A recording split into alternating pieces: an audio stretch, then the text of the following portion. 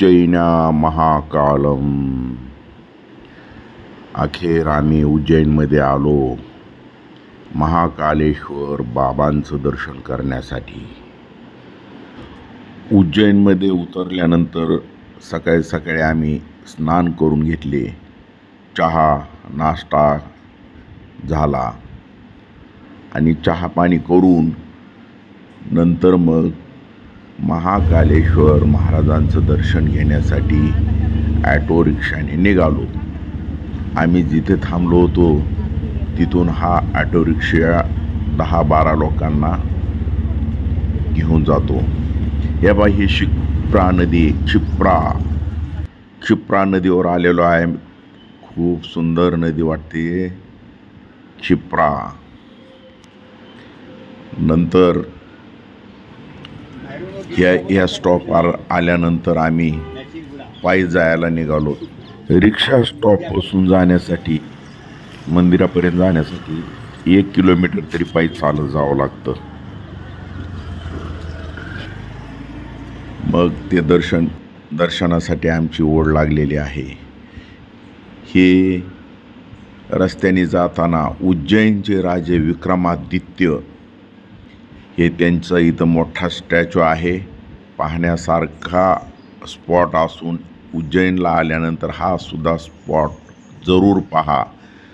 विक्रमादित्यच्या आपण गोष्टी ज्या ऐकल्या होत्या लहानपणीच्या पुस्तकामध्ये, उज्जैनचा राजा विक्रमादित्य सिंहासन बत्तीशी, तर जरूर पहा।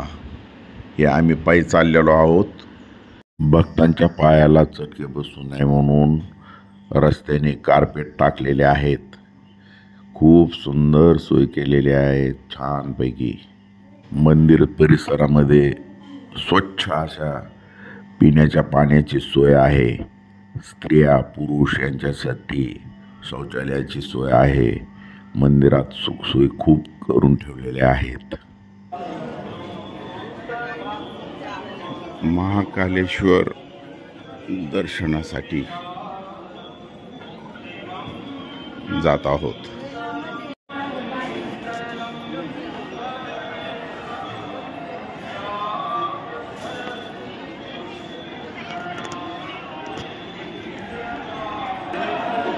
फ्री दर्शनाच्या लाईनला लागलेलो आहोत आम्ही।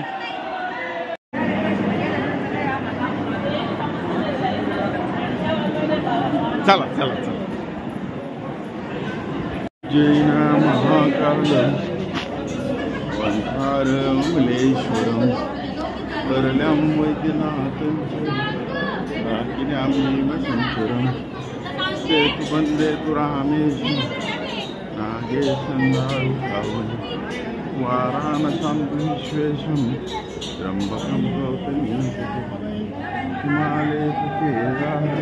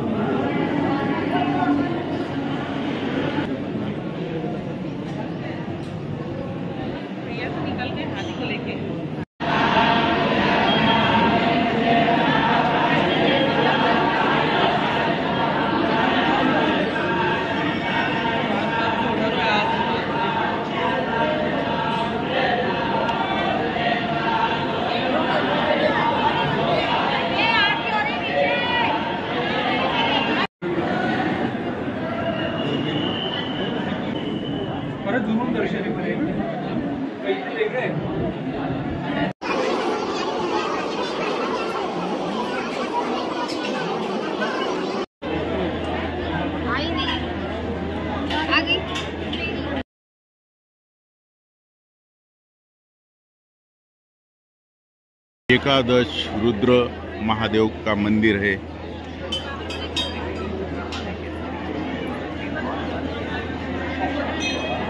हे अतिप्राचीन असलेलं श्री गुरुदेव बृहस्पतेश्वर महादेवाचं मंदिर आहे।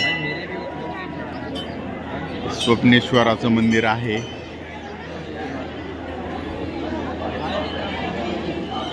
इथे वेगवेगळ्या प्रकारचे खूप मंदिर आहेत. तर विठ्ठल पंढरीनाथाचं मंदिर सुद्धा आहे. तर दास हनुमंताचं मंदिर आहे.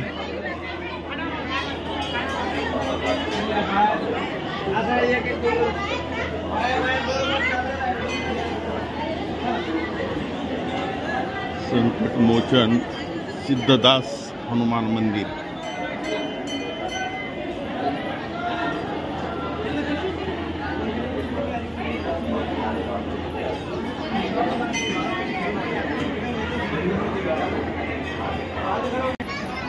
महाकालेश्वर मंदिराच्या इथं बाहेर श्री आल्यावर सिद्धी अनेक मंदिर गणेश आहे. मंदिर आहे.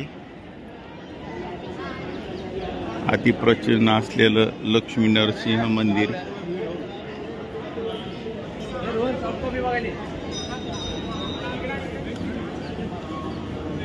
अतिप्राचीन असलेलं साक्षी गोपाळ मंदिर.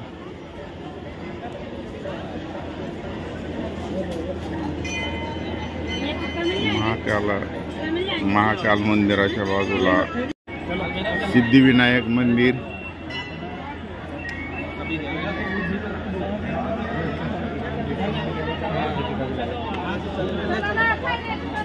इकडं नवग्रह मंदिर आहे.